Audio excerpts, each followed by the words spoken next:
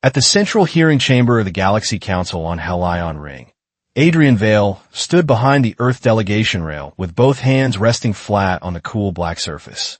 He was Earth's senior legal envoy, 52 years old, broad-shouldered, gray at the temples, and known across 3 sectors for meeting pressure with patience instead of performance. He had come for one reason. He had to stop an emergency resolution that would brand Earth as the attacker in the Kepri corridor disaster and place human defense routes under outside supervision before the week was over.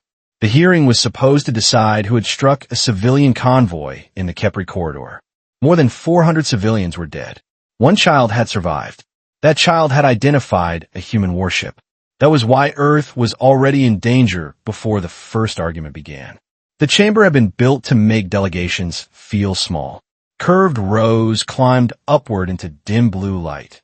Translation halos drifted over each tier like slow moons, and above the tribunal dais, a silent projection of the Kepri corridor turned in the air. It showed the broken evacuation lane, the transport signatures, and the red burst that had torn through the convoy. Everyone in the room already knew the accusation in broad terms. A civilian transport had been hit, one survivor had pointed toward Earth, and several blocks were ready to move from accusation to punishment before the evidence had been fully tested. Adrian understood the room before anyone spoke. Earth stood alone at its rail, watched by rivals, uneasy trade partners, and weak allies already deciding how much distance to place between themselves and humanity.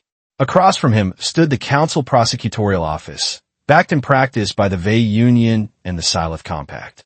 Both had spent years trying to gain greater access to human defense corridors. Now, they had a tragedy they could use. The danger in front of Adrian was simple. If the chamber fixed blame on Earth before the evidence was properly tested, war would not be needed to weaken humanity. Procedure would do the work. He glanced left at Lien Torres, his deputy and chief record specialist. She was younger, sharp-eyed, and visibly angry in the quiet way that made her dangerous. On his right sat Dr. Semail, a trauma physician from Mars Civic Relief. He had treated children after orbital strikes, and he knew how unstable memory could become under pain and sedation. Adrian had brought both for a reason. He did not need to win the entire case before midday. He needed something smaller and more realistic. Keep the record open. Slow the chamber. Buy enough time for truth to breathe.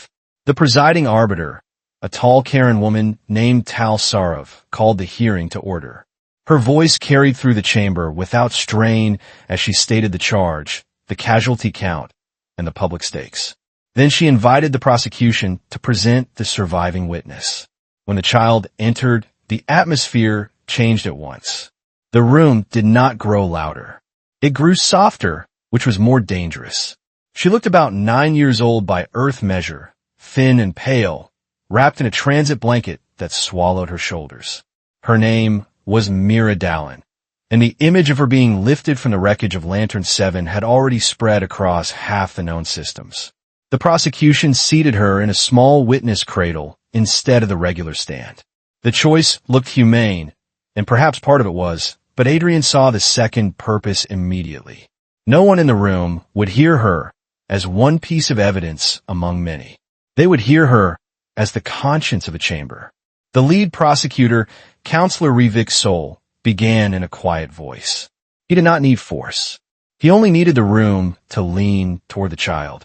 He asked where she had been, who she had lost, and what she had seen through the transport window before the blast.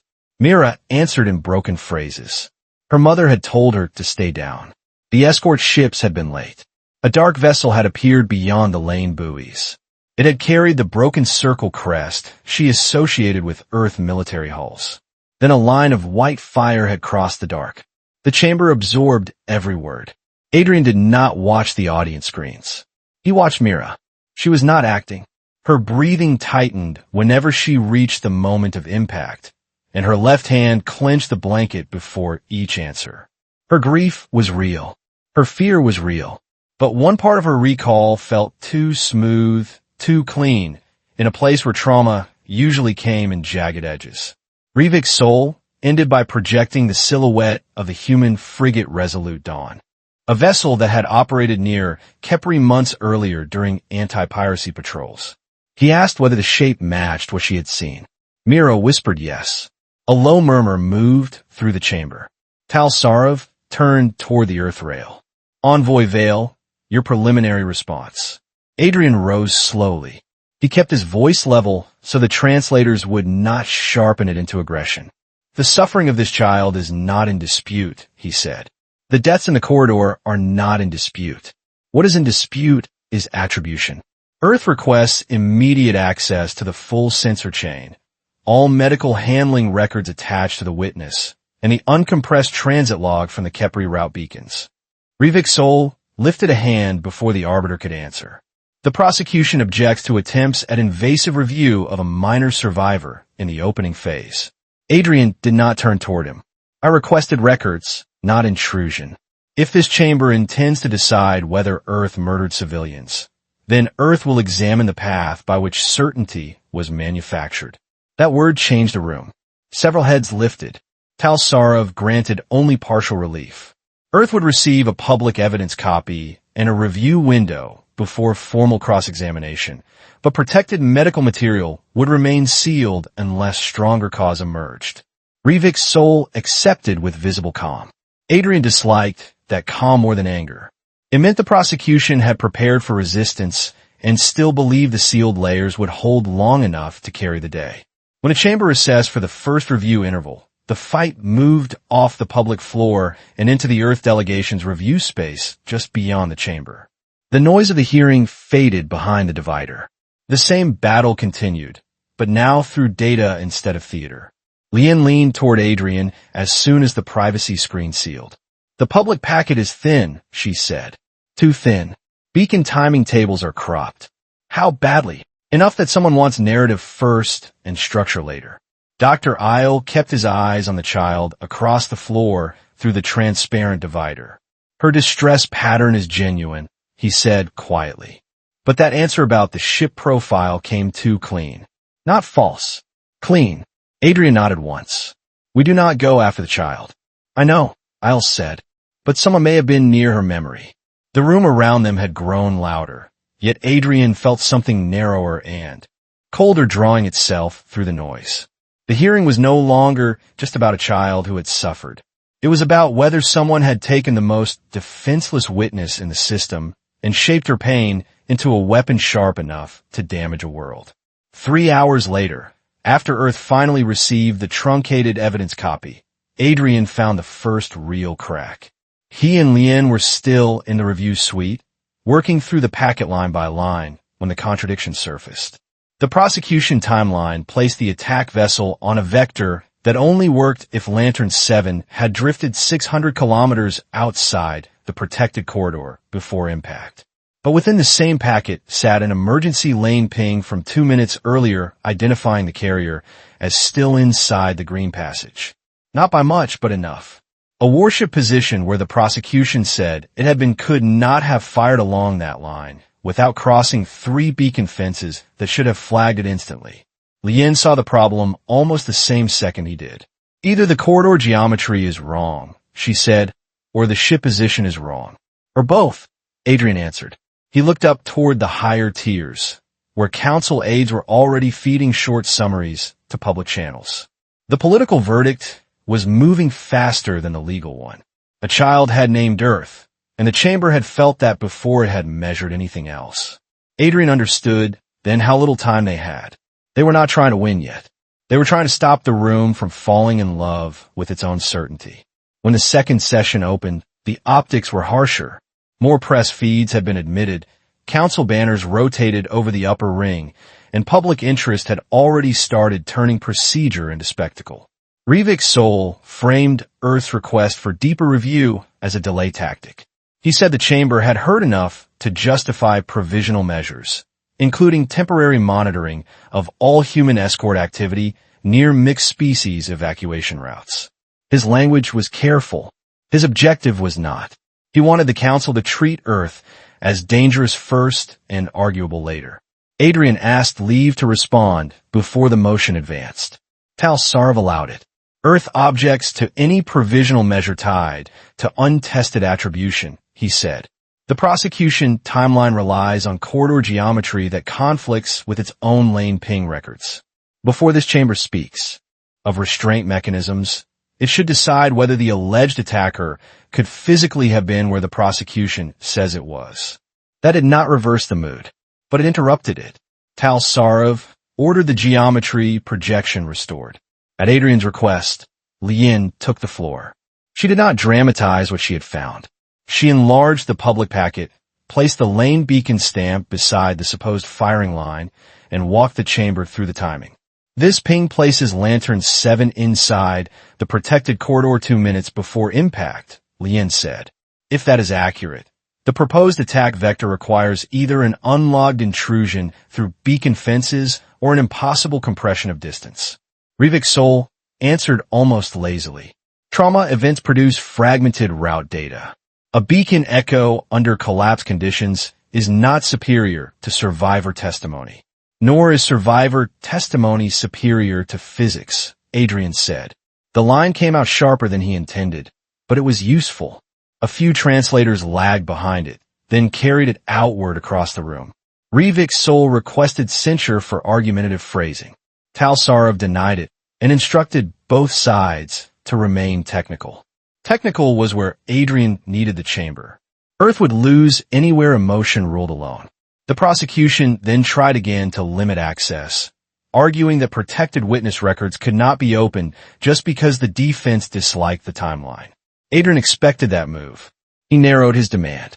Earth does not seek raw therapy content, he said. We ask only for metadata covering when the witness memory was stabilized, by whom, under what authority, and under what certified protocol. This is not harassment. It is chain of handling. Tal Sarov recessed for private arbiter review. Outside the chamber, Earth had been placed in a diplomatic holding suite with transparent walls that made privacy feel theatrical. The location had changed again.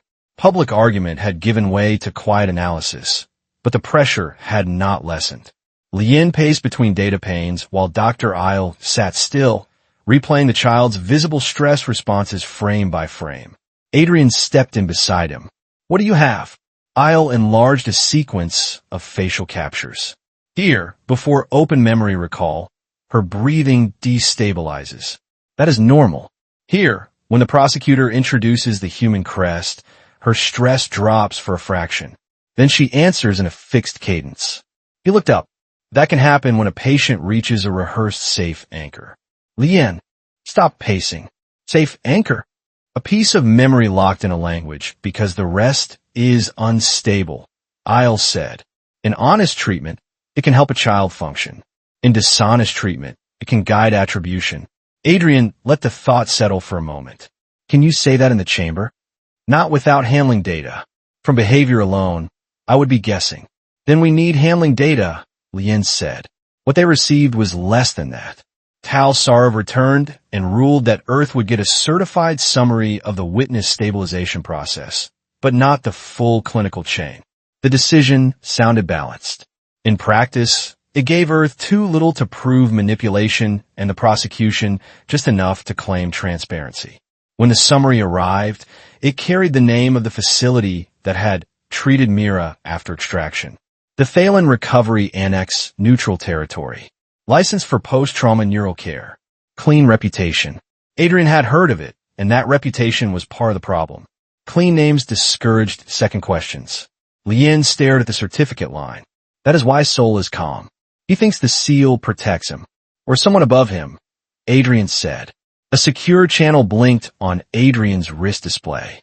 The source tag carried no name, only a temporary route code from arbiter-level traffic. He accepted audio only. The voice belonged to Neril Voss, an avian-featured medical ethics consultant attached to the Council's neutral review board. Envoy Vale, I have 1 minute before this route closes. Use it. The witness stabilization file is incomplete in the chamber release. There are signs of adjunct memory reinforcement after initial trauma care. Adrian kept his face blank. Can you testify? Not now. Review authority was overridden by external security certification. If I step forward without hard cover, I'll lose standing and the file disappears. Who certified it? I can only say the signature path runs through a commercial neurosecurity contractor, not a public relief body. Name. Silence followed, then a soft click. I have given you enough to know where to look. The line died. Lien read the meaning from Adrian's expression before he spoke. Someone talked. Briefly, Adrian said, "We may be looking at post-care reinforcement." Dr. Isle exhaled slowly. Then the child's memory may have been guided after rescue. Maybe, Adrian said. Not proven, but enough to move, Lien replied. If a contractor touched the chain, there'll be invoices, transport tags, service keys, signature pass. And walls, Adrian said. Many walls. Before Earth could fully exploit the opening, the hearing pulled them back into the chamber. Rivik's soul filed a broader motion than before, asking for temporary council monitoring of all human naval movement near Kepri until verdict. The timing was deliberate. Public sympathy for Mira had reached its peak, and he meant to convert that sympathy into policy. Adrian opposed the motion directly. This chamber is being asked to punish Earth through administrative caution before the evidence chain is whole. Let the record show what is actually happening. A civilian tragedy is being used to justify strategic access to human defense routes. That line changed the air. Rivik's soul smiled for the first time that day. The envoy mistakes accountability for conspiracy. Adrian faced him fully now. No, I mistake nothing. You're asking for powers your sponsors have pursued for 6 years. The child did not create that ambition. You brought it into this room. Tal Sarov ordered both sides back to the evidence. The motion was held pending further review rather than passed. It was a small win, but it was real. Earth still had room to breathe. Back in the suite, with the chamber temporarily behind them again, Lien dug through archived contractor registries. There are only 4 firms authorized to perform cross-species memory stabilization with council portability, she said. 3 are public. 1 is hybrid private. She brought up the 4th name. Hesper Meridian Neurosecure. Adrian recognized it at once, not from medicine, but from defense negotiations. Hesper Meridian sold cognitive protection systems for diplomats, command crews, and protected witnesses in unstable zones. It also had deep ties to the Vey Union and quiet investments through shell funds that often appeared near territorial disputes. What are they doing in pediatric trauma care? Lien asked. Making themselves useful where emotion discourages inspection, Adrian answered. A fresh wave of public commentary flashed across the wall. Analysts were already speaking as if Earth had nearly confessed by relying on technical challenge. One network called Adrian Cold. Another called his restraint predatory. He had expected this. Even so, the speed of it carried a familiar bitterness. Facts always arrived walking. Images flew. Dr. Isle muted the feeds. You cannot let them turn this into a story where the child is the case. It already is, Adrian said. Then make the system the case. Adrian looked at him and knew he was right. Earth would not survive by trying to disprove a girl's pain. It would survive only by exposing the people who had wrapped that pain around a lie and presented it as certainty. The next morning, in the formal record, Adrian filed a targeted petition. Earth requested a forensic hearing on the chain of witness handling, limited to authorization paths, contractor involvement, and compliance with trauma memory protocols. He did not accuse the child. He accused process. That distinction kept the petition alive. It also forced the prosecution to reveal how badly it wanted the sealed layers to stay sealed. Rivik's soul objected with unusual force. He said reopening the chain of care would re-traumatize the witness, weaken survivor testimony across the council, and reward states that hid behind procedural doubt. It was a clever argument because it tied morality, protection, and institutional self-interest together. Talsarov asked Adrian a direct question. Why should this chamber risk that? He answered without notes. Because if a survivor's memory was handled lawfully, the chain will withstand review. And if it was not, then this chamber is one verdict away from condemning a world on corrupted testimony. That line did not win the room, but it stopped the room again, and sometimes that was enough. Tal Sarov granted a narrow forensic window under arbiter supervision. It was the first true breach in the wall. Lien worked for 11 straight hours beside a council data clerk who plainly disliked humanity but loved procedure more than politics. Together, they traced transport authorization markers attached to Myra's transfer from rescue triage to long-term stabilization. The path should have gone from extraction to public trauma review, then to annex care. Instead, it broke. There was a detour. 14 hours had vanished from the official chain, hidden beneath a security certificate with a redaction block far heavier than ordinary witness protection required. Lien's voice fell to a whisper. Found the hole. Adrian leaned over her shoulder. The redaction key did not come from the prosecutor's office. It came from Intersector Security Liaison Authority, a channel often used when corporate defense assets overlapped with public emergencies. Hesper Meridian Territory. The data clerk stared at the gap. What happened in those 14 hours? Nobody answered. They all understood the deeper version of the question. Who had needed those 14 hours? Badly enough to bury them? By the time Adrian returned to the chamber for the third session, he saw the hearing more clearly than the public ever would. One faction wanted a quick moral verdict because quick moral verdicts produced obedient chambers. Another wanted access to strategic corridors near Earth. And somewhere behind both stood people willing to pass through the mind of a wounded child to get there. That was the first true outline of the enemy. It was larger than Revik's soul. The fourth day began under the kind of silence that meant the story had spread beyond the chamber walls. Outside Helion Ring, commentators were no longer asking only whether Earth had fired on civilians. They were asking whether the witness chain had been compromised. That shift did not help Earth yet. It simply made every side more vicious. Revik's soul adapted first. He returned to the stand with a gentler tone and argued that any memory stabilization performed on the witness had been lawful emergency care. He then brought in a council trauma coordinator to explain how fragile recall could become after mass casualty rescue. The testimony helped the prosecution without having to lie. Yes, children could cling to visual anchors. Yes, repeated recall could stabilize certain details. Yes, structure could help healing. Adrian let that testimony run because he wanted one fact to enter the record from the prosecution's own side before he touched it. Memory could be shaped after trauma. When his turn came, he did not attack. He asked a series of simple questions. Did lawful stabilization require complete logging of all interventions? Yes. Did emergency care permit undocumented contractor access? No. Were redactions of route or identity data different from redactions of treatment sequence? Yes. The coordinator understood too late where those questions were leading. By the time Revik's soul objected, the chamber had already heard enough to understand that missing treatment hours were not a clerical irritation. They were a breach. Tal Sarov ordered the prosecution to account for the 14-hour gap. Revik's soul answered with a polished half-truth. The witness, he said, had been moved under protective conditions because there were fears retaliatory actors might silence her.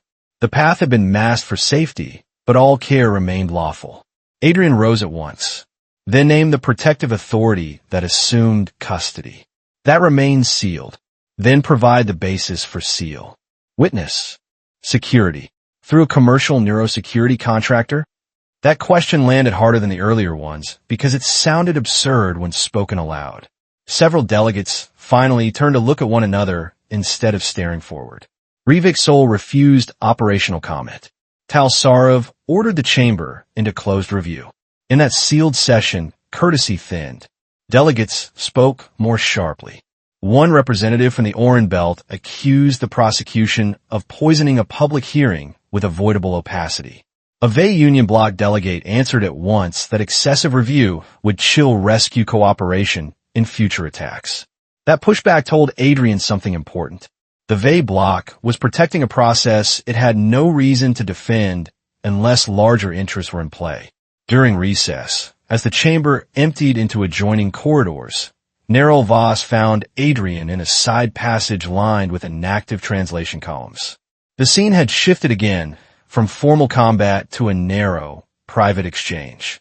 In private, the ethics consultant looked older than he had in the chamber. I should not be here, Voss said. You came anyway. Because the child is not the only victim now. Adrian stayed quiet. He knew frightened people often retreated if interrupted too early. Voss drew a slim storage wafer from his sleeve and kept it hidden in his palm. This contains no therapy content, he said. Only procedural comparison markers from the annex. Enough to suggest that the witness received layered reinforcement beyond standard trauma stabilization. Suggest is not enough. It may be if you compare it with licensed protocol windows and contractor billing architecture. Vuswalud. The authorization chain was laundered. Someone routed a defense-grade memory shaping package through pediatric trauma codes. Adrian held out his hand, but Voss did not release the wafer yet. You must understand the risk, Voss said. If this comes out badly, the child will be consumed by every side at once. Your opponents will say Earth ripped open a wounded mind to save itself. I will not put her on the firing line, Adrian said. I'm trying to remove her from it. That answer seemed to settle something in him. Voss placed the wafer in Adrian's palm. Then do it quickly. The longer this drags, the more permanent the lie becomes. Back in the suite, Lien decrypted the wafer in an air-gapped review environment. The data was dry, technical, and devastating. It showed timing windows for 3 neural interventions after Myra's rescue. The first matched ordinary trauma sedation. The second matched memory indexing. The third did not belong in emergency pediatric recovery at all. Dr. Isle read the sequence twice and went still. That third layer can lock an image path, he said. It can make one interpretive bridge feel safer, clearer, and more trustworthy than unstable alternatives. Adrian asked the question he least wanted the answer to. Can it create memory from nothing? No, not cleanly. But it can harden one branch of uncertain recall until the patient trusts it more than anything else. Lien looked up from the screen. So Mira may truly believe she saw the human crest. Isle's voice dropped, because someone taught her injured mind to settle there.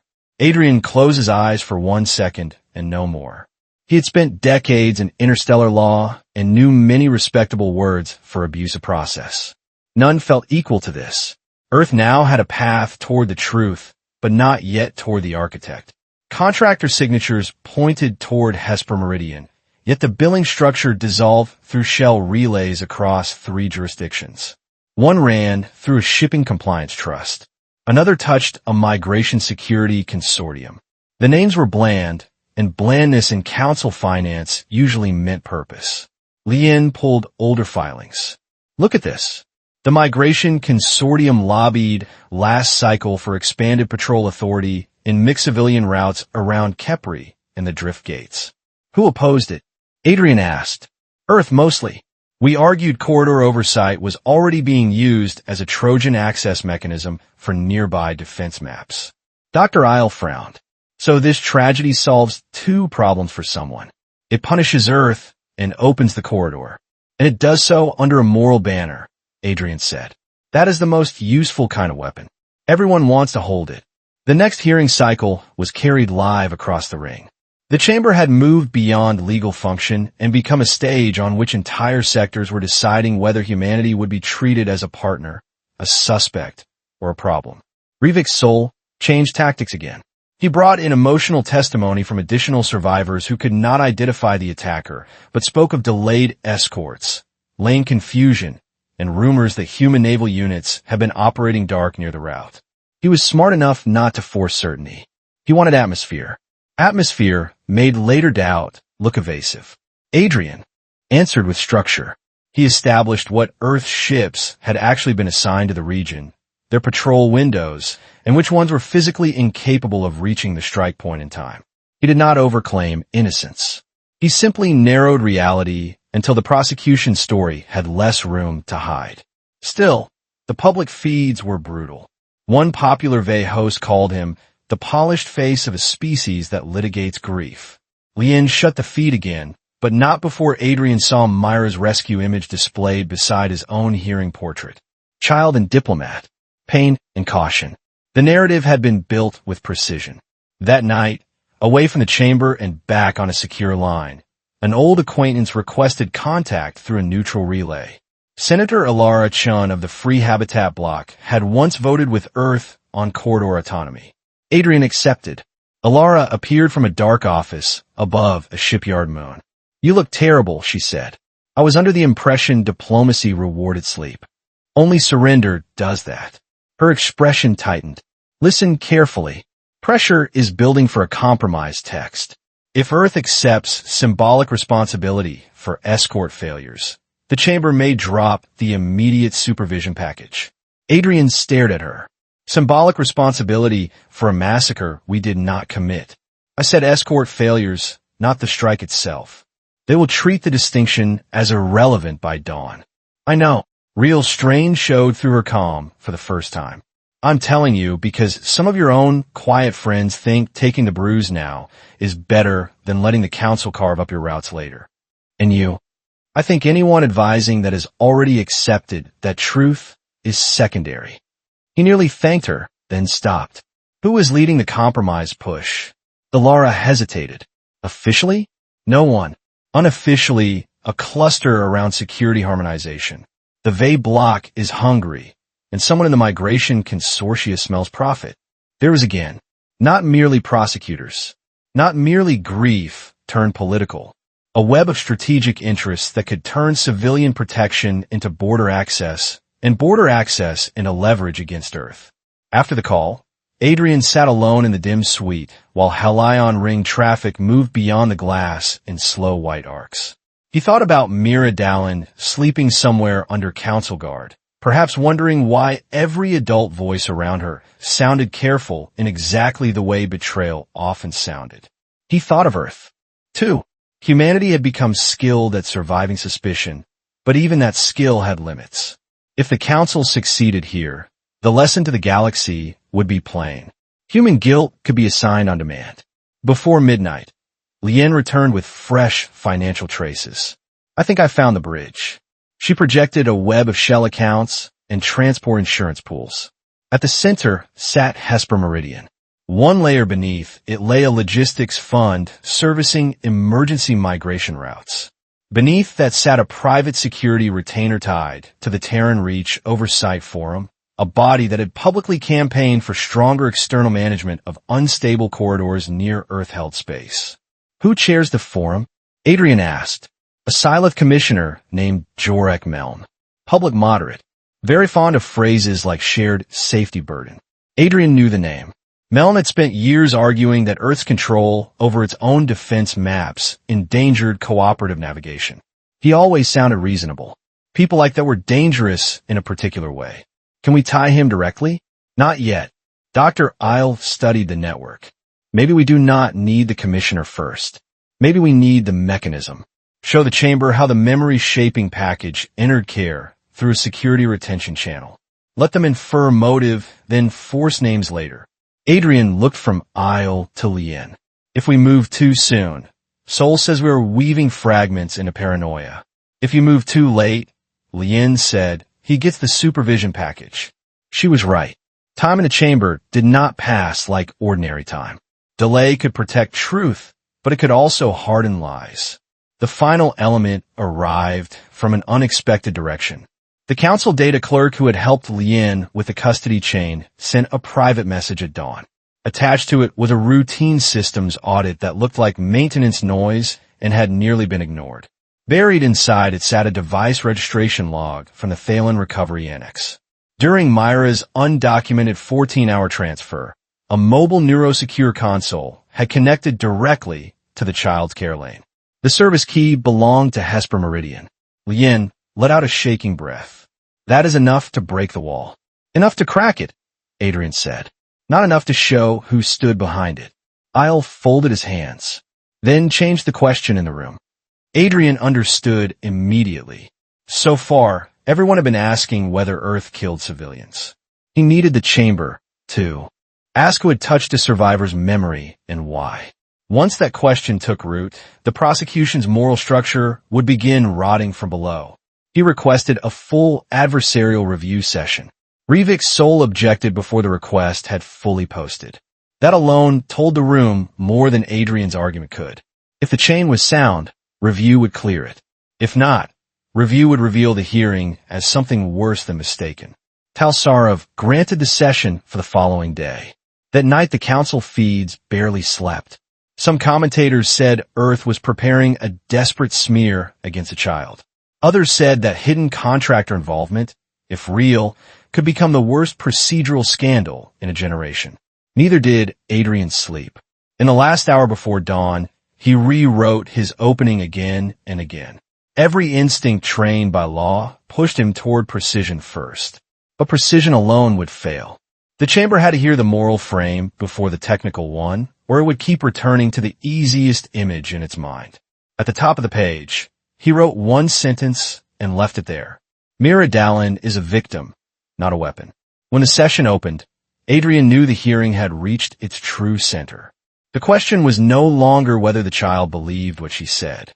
The question was who needed her to believe it. The adversarial review session drew more delegates than any hearing day before it. Representatives who had ignored the opening charge now crowded the upper bands. Some came for justice. Most came because power had begun to smell exposed. Tal-Sarov began with a warning.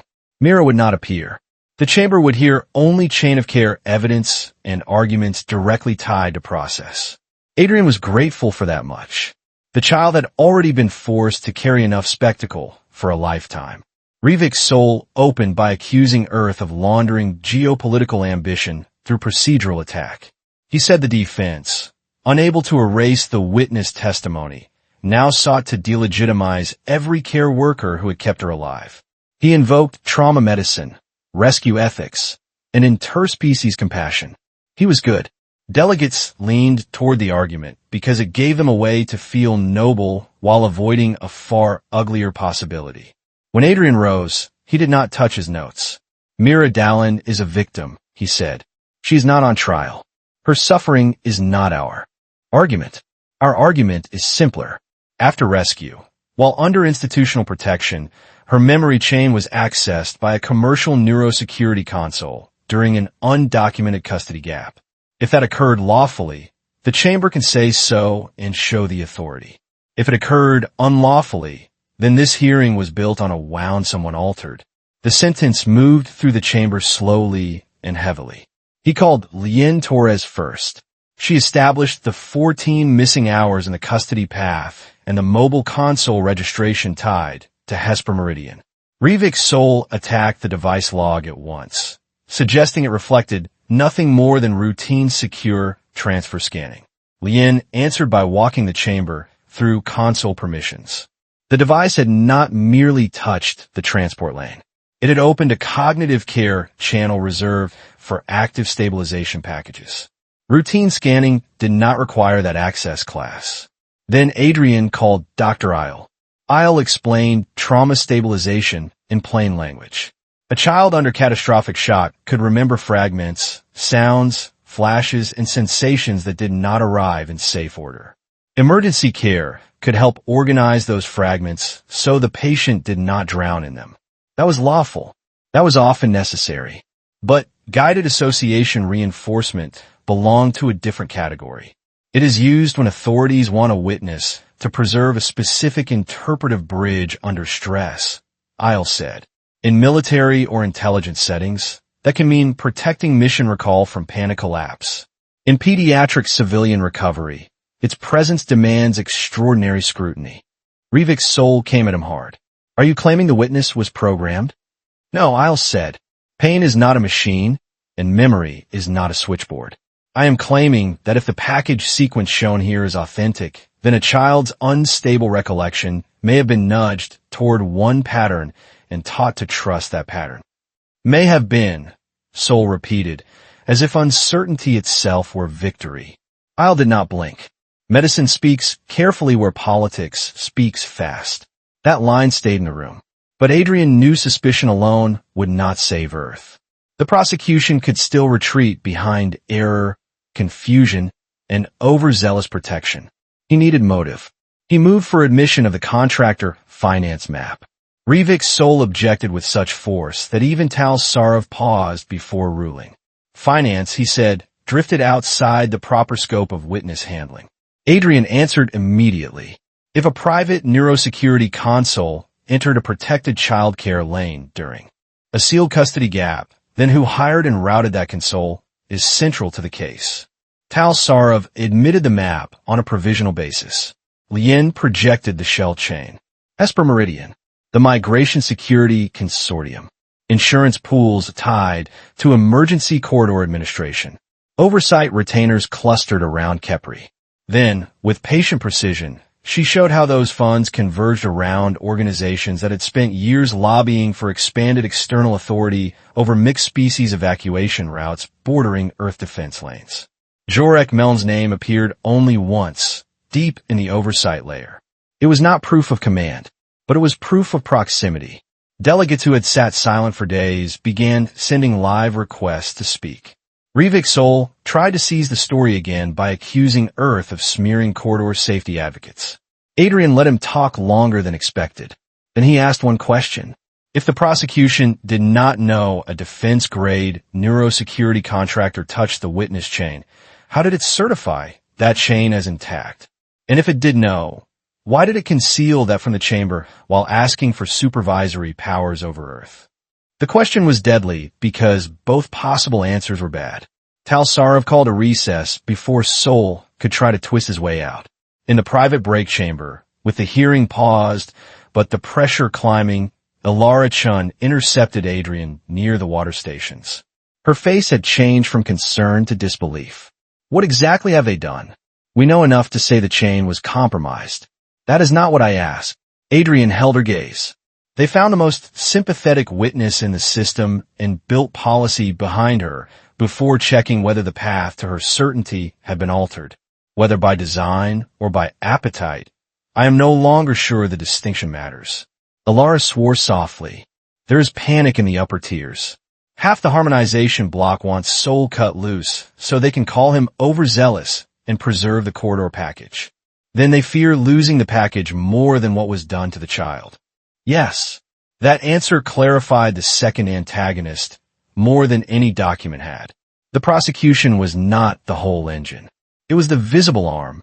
Behind it stood people for whom civilian suffering, legal language, and border access were all assets that could be converted into one another.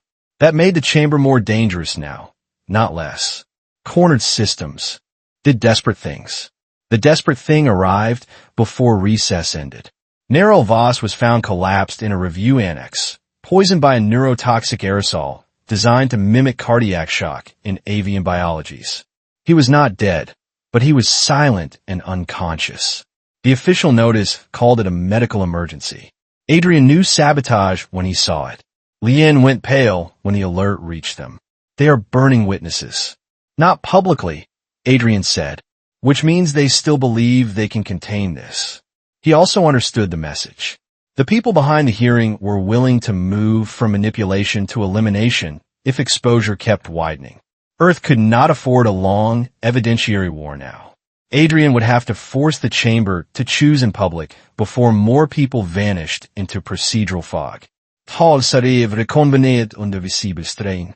Rivik's soul asked to continue without reference to the incident. Adrian did not challenge him on motive. He challenged him on pace. Earth moves for immediate suspension of all provisional measures and a compulsory inquiry into witness handling, contractor access, and related policy communications. The chamber erupted in layered objection.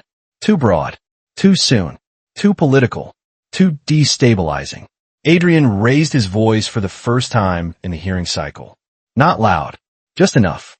A child's memory chain was accessed by a defense contractor during hidden custody. A neutral ethics consultant is now in critical condition, and the prosecution asks this chamber to proceed as though only tempo is at issue. If you continue on that path, do not call it justice. Call it procurement. The translators carried the line cleanly. Something broke then. Not consensus. Consensus was never likely. What broke was the old momentum. Delegates who had been content to let moral certainty carry them now saw the price of remaining passive. Several blocks demanded independent review. Others demanded the witness chain be sealed from further contact. The VEI representatives tried to slow every motion at once, which was the clearest sign yet that they were afraid. Tal Sarov postponed any supervisory vote over Earth and ordered an emergency inquiry panel into the witness chain and related contractor pathways. It was not vindication. It was survival again. But survival had become contagious. Outside the chamber, the public story split in two. One side still saw Adrian as the man pressuring a wounded child. The other now saw the council as a machine that might have used one. That division hurt the prosecution more than outrage ever could. Outrage unified, doubt fragmented. Late that night, Adrian and Lien received limited access to archived council traffic under arbiter seal. They were no longer just defending Earth in the room. They were digging into what had surrounded the room before the hearing even began. They were searching for communications between Rivik Sol's office and contractor-linked policy groups. What they found was subtler and in some ways worse. There were no direct messages from Sol to Hesper Meridian. Sol was too disciplined or too insulated for that. Instead, there were briefing summaries from security harmonization advisors circulated to prosecutors days before the hearing. The summaries repeatedly tied the Kepri disaster to long-standing concerns regarding human opacity in border-adjacent humanitarian corridors and suggested the chamber be prepared to consider temporary route governance support measures, if attribution aligned. If attribution aligned, Lien said bitterly. They wrote the policy menu before the proof. Because proof was never the starting point, Adrian said. Need was. Among those summaries sat one private note from staff aide to another, likely never meant for arbiter review.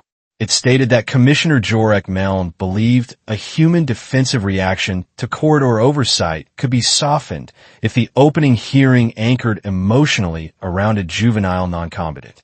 There was no direct order, no confession of memory shaping, but the logic was monstrous enough.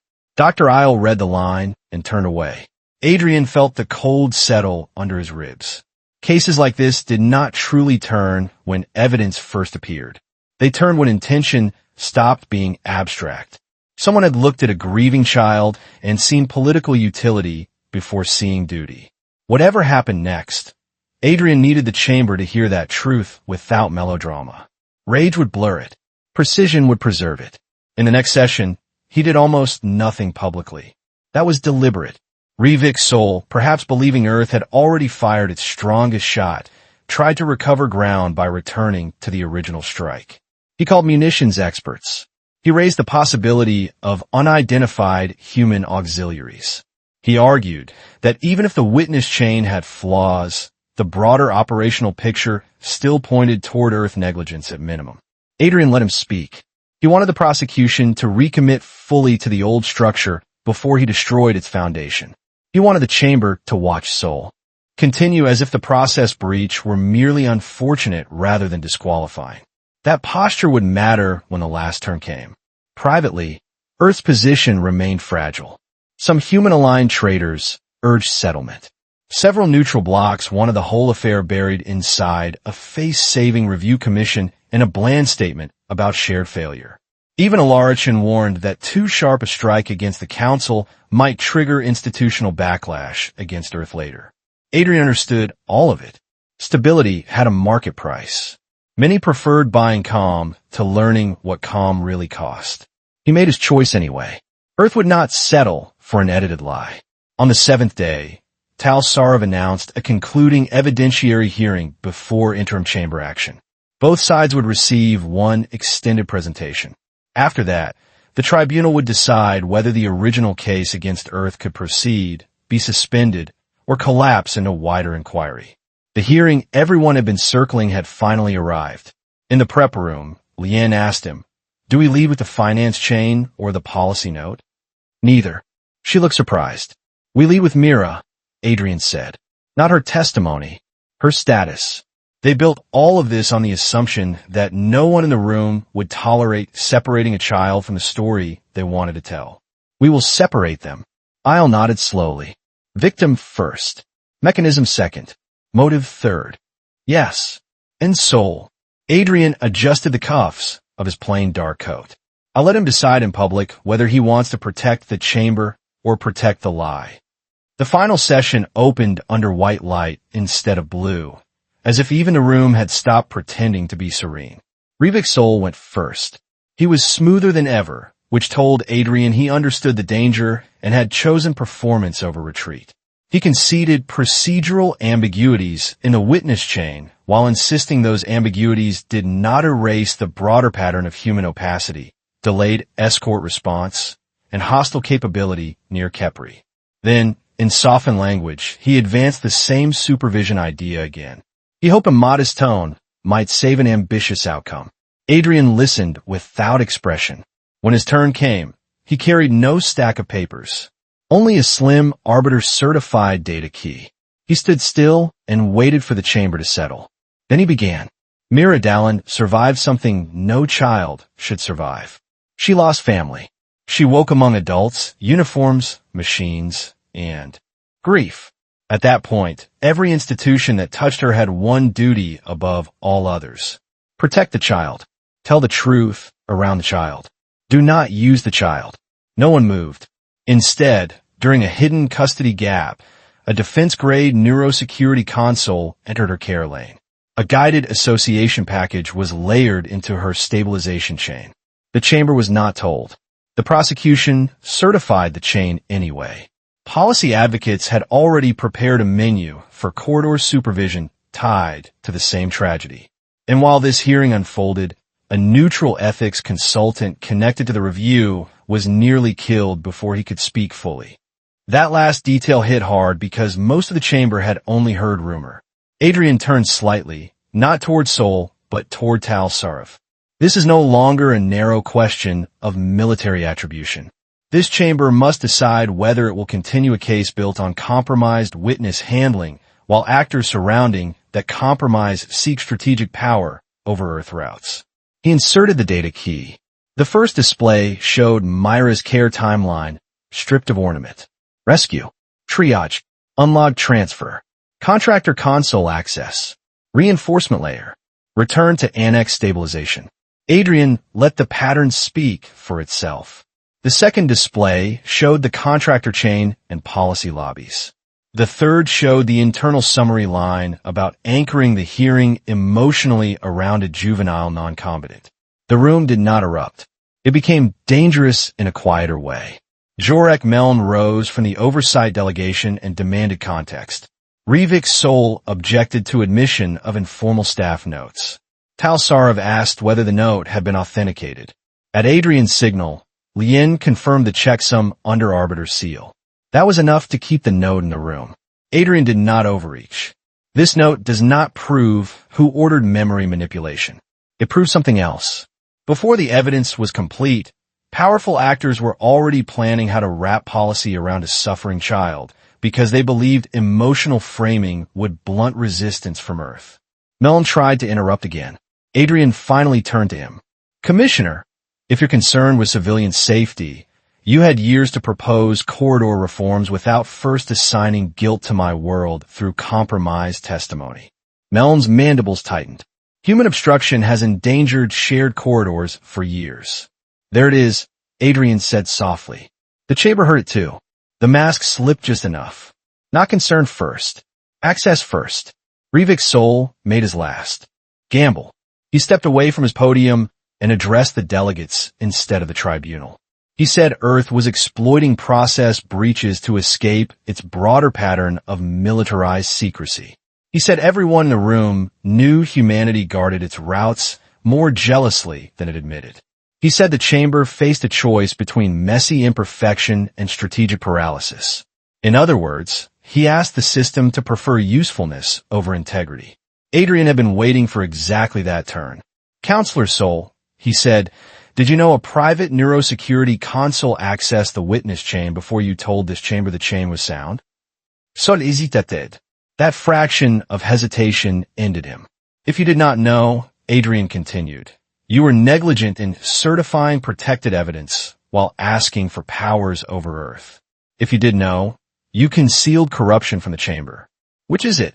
Sol tried to answer by returning to broad safety concerns. Tal Sarov cut him off. Answer the question. The prosecutor's face hardened. I knew the witness had undergone enhanced stabilization under security exception. A genuine shock moved through the room. Adrian did not let him recover. Did you know that security exception involved a defense-grade guided association package? I knew the witness had been secured against memory collapse. That is not what I asked. Sol looked toward the upper tiers as if someone there might still save him. No one did. Tal Sarov's voice became iron. Answer. Yes, Rivik Sol said. One word, and the chamber changed sides. He rushed forward at once, trying to recover ground. He said the child's trauma had been extreme, the corridor politically volatile, retaliation risks severe, and the witness potentially unable to testify without extraordinary stabilization. He called it extraordinary care, but the truth had already surfaced in its ugliest shape. He had known, he had hidden it, and he had still used the child's testimony to drive supervisory pressure against Earth. Adrian gave the chamber the final distinction it needed. There is a difference between preserving a witness and steering a witness. There is a difference between protecting a child and converting a child into policy leverage. This hearing crossed that line. The delegates exploded into overlapping demands. Suspend the case. Dutin sol. Summon Melm. Freeze contractor accounts. Seal all contact with the witness. Open criminal review. Open ethics review. Open corridor review. The institution had begun attacking itself because that was now the only way to save face. Tal Sarov ordered full security lockdown of the chamber and immediate detention of all relevant evidentiary materials. Rivik Sol protested. Jorek Meln tried to leave and was physically stopped by chamber marshal for the first time anyone in the room could remember. The site would circulate for years. In the confusion, Adrian stayed exactly where he was. Lien looked at him, as if to confirm whether they had crossed the far side. Not yet, he said, because such hearings did not end when the villain stumbled. They ended when the institution decided what price it was willing to pay to remain intact. That decision took 6 hours. Behind sealed doors, delegates fought while public feeds replayed Sol's admission again and again. Commentators who had denounced Earth began quietly revising their language. Others doubled down and accused humanity of orchestrating the scandal. There'd be no clean story now. Adrian almost preferred that. Clean stories had nearly buried him. When the chamber reopened, the seats felt changed. Not empty. Smaller somehow. Less certain of themselves. Tal Sarov delivered the interim ruling. The original prosecution against Earth was suspended in full pending independent investigation. All proposed supervisory measures over human routes tied to the Kepri matter were voided. A separate inquiry panel with criminal authority would examine unlawful witness handling, contractor access, policy communications, and attempted obstruction tied to the ethics review. Rivik Sol was removed from office pending inquiry. Commissioner Jorek Meln and associated harmonization staff were placed under compelled testimony order. Hesper Meridian accounts linked to the case were frozen across participating jurisdictions. The chamber did not cheer. Institutions never did, not honestly. But the ruling carried the one thing Adrian had come for. Earth would not be condemned on the back of a distorted child memory. Tal Sarov could have stopped there. Instead, she turned toward the Earth rail. Invoy Vali. This tribunal recognizes that your delegation raised sustained objections while facing extraordinary public pressure. The suspension of the case is not a finding regarding all events at Kepri, but it is a finding that the process presented here cannot be trusted. Adrian bowed his head once. It was not vindication, but after what had nearly happened, the words felt like sunlight through smoke. Hours later, when lower-level restrictions were eased, Adrian asked permission to visit Mira. Under independent medical supervision. It took negotiation. The new inquiry board feared contamination, headlines, and another wave of exploitation. In the end, they granted a brief monitored visit because Dr. Isle insisted that one honest adult from the hearing should look the child in the eye without wanting anything from her. Mira was being kept in a quiet recovery suite far from the public ring. Without the blanket, she looked smaller and younger in a way the cameras had never captured. A neutral pediatric specialist sat across the room and gave them space. Adrian did not stand too close. "My name is Adrian," he said. "I have been in the hearing." She nodded, but did not answer. "You do not owe me anything," he said. "I only wanted to tell you something simple. None of this is your fault." Her eyes lifted to him then, careful and uncertain. "They said I was helping. They should have protected you." A long silence passed.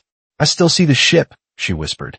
Adrian chose his next words with more care than any argument he had made all week. "You may see many things, some clear, some broken, some mixed together. That can happen after fear and injury. What happened to you is real. The pain was real. Adults should not have used your memory before they were sure they were being fair to you." She looked down at her hands. "Did I hurt your world?" The question struck him harder than accusation ever had. "No," Adrian said. "People who wanted something bigger hurt many worlds at once. You were one of the people they hurt." She sat with that in silence. Adrian did not push further. He left after a few minutes because anything more would have served his need, not hers. Outside the recovery wing, Dr. Isles stood waiting with a sealed medical brief. "The independent team thinks some of the reinforcement can be softened over time," he said. "Not erased cleanly, but softened. She may never know exactly which images are native and which were encouraged." Adrian looked through the station glass at traffic moving through the dark. A child will spend years untangling what a council chamber needed for 6 days. That is the price of what they did. It should be their price, not hers. Isle did not disagree. The days after the ruling were strange. Public support for Earth rose in some systems, crashed in others, and hardened into tribal stories almost everywhere. Human channels celebrated resilience. Anti-human blocs warned that Earth had escaped accountability through legal cunning. Neutral observers called it the worst procedural failure in recent council history. Everyone took what they needed. What mattered more happened beneath the noise. Several smaller powers quietly contacted Earth to discuss corridor governance reform outside the harmonization blocks. They had seen how easily the language of shared safety could become a solvent for sovereignty. Even states that distrusted humanity now distrusted the Council's appetite more. That was not friendship, but it was leverage. 3 days later, Elara Chun met Adrian on a balcony above the administrative ring. Cargo lights moved beneath them like embers. "You realize you made enemies who will remember this for decades," she said. "I would have been disappointed otherwise." She almost smiled. "Meln is talking already. He says Sol exceeded his brief." "Of course he does. And Sol says he acted under systemic pressure without full policy context. Also, of course." Elara rested her forearms on the rail. "There is a chance the deeper inquiry stalls. Too many people benefit from partial truth. If it stalls, you get your suspension, your frozen measures, and no final account." Adrian had been thinking the same thing. Institutions often sacrificed visible operators to save their architecture. "Then we preserve every document," he said, "and make sure stalling becomes its own scandal." She looked sideways at him. "You never stop, do you? Not when they're counting on fatigue." "That," Elara said, "may be the most human thing about you." He let the line pass. Compliments inside systems like theirs often arrived wrapped around warning. Before departing Helion Ring, Adrian attended one final closed review on Nerylvoss. The ethics consultant had survived. The neurotoxin had damaged breathing tissue and one memory band, but not enough to erase testimony. Voss would speak later under protection. It was not justice. It was another thread refusing to break. Lien joined Adrian on the shuttle concourse as Earth prepared to leave. She carried too many tablets and looked half-starved from work. "I keep thinking about the opening day," she said. "How close we came. If that lane ping had been cropped a little cleaner, if Voss had stayed silent, if the clerk had not noticed the device log, we would have lost." Adrian said. She looked at him. "You say that very plainly. It deserves plainness." "And then what?" He watched crews loading diplomatic cases into the shuttle hold. "Then Earth would have spent years negotiating from stain we did not earn. The Council would have learned that a strong enough image can outrun a weak enough truth. Others would have used the lesson." Lien went quiet. Do you think they will try again? Yes. With another child? I hope not. I expect nothing. She nodded. In this kind of work, hope and expectation had long since stopped traveling together. Their shuttle undocked from Helion Ring under light escort, more ceremonial than protective. As the station fell away behind them, Adrian looked back at the immense silver wheel and thought how often civilization confused scale with wisdom. Great chambers, flush banners, solemn procedures, shared oaths. None of it prevented corruption. At best, those things only made corruption easier to hide behind. Earth Command requested an immediate debrief the moment secure channel range opened. Adrian gave them the operational version first. Case suspended. Supervision package voided. Inquiry open. Prosecutor compromised. Policy block exposed. He kept it brief because Command would process its own relief in private. When the formal debrief ended, one officer remained on the line. Admiral Mara Singh, defense liaison. He trusted her because she had never once pretended institutions were cleaner than the people inside them. You bought us time, she said. I bought us uncertainty. Same thing strategically. She leaned closer to the camera. One more matter. Our analysts think the actual strike on Lantern 7 may still connect to a black route interdiction network operating near Kepri. Not necessarily a state military. Possibly contracted arms smugglers using signal spoofing. So Earth may not only be innocent in the hearing. We may have been useful cover for the real attackers. That is where the evidence points. We are moving carefully. Adrian released a breath he had been holding for days. Then keep moving. Mira deserves the real answer, not only the collapse of the false one. We will. That night, on the return transit, Adrian sat alone in the observation compartment while the stars stretched in a long white threads under partial drive. For the first time since the hearing began, he allowed himself to feel what he had denied all week. Not triumph, not even relief. Mostly anger. Anger. For Mira. Anger for the dead on Lantern 7. Anger for every delegate who had watched a child hold up a wounded memory and thought first about votes, routes, and leverage. He remembered the question she had asked. Did I hurt your world? No child should ever have to ask that. Lian entered quietly and took the seat across from him. I ran the count, she said. Of what? The commentators now, pretending they were cautious all along. He laughed once despite himself. And too many to fit on one page. Then she sobered. There is something else. Messages from Earth's civilian channels. Families, teachers, transit workers, relief volunteers. They are not celebrating the hearing. They are writing about the child. About not wanting to become the kind of species that only cares when the victim is one of our own. He turned fully toward her. Good. I thought you might say that. That may be the only good thing large enough to matter. They sat in silence after that, watching the starfield. Adrian thought of humanity as it really was, not as allies praised it or enemies feared it. Stubborn, suspicious, inventive, often defensive, sometimes arrogant, difficult to shame into extinction. But at its best, there remained a blunt moral instinct underneath all of that. A refusal to accept the grinding of the small by the large as normal. Earth had not survived because it was pure. It had survived because enough humans still recoiled when power asked them to call cruelty procedure. By the time the shuttle reached Luna transfer lanes, the Kepri hearing had already entered the history feeds. Edits were being made. Narratives were hardening. If systems like these still built statues, one day those statues would probably misremember who had done what and why. Adrian did not care. He cared about preserved documents, protected witnesses, routes left unclaimed, and one child given a chance to heal outside the hands that had used her. On his first day back on Earth, Rain met him over the Atlantic launch coast.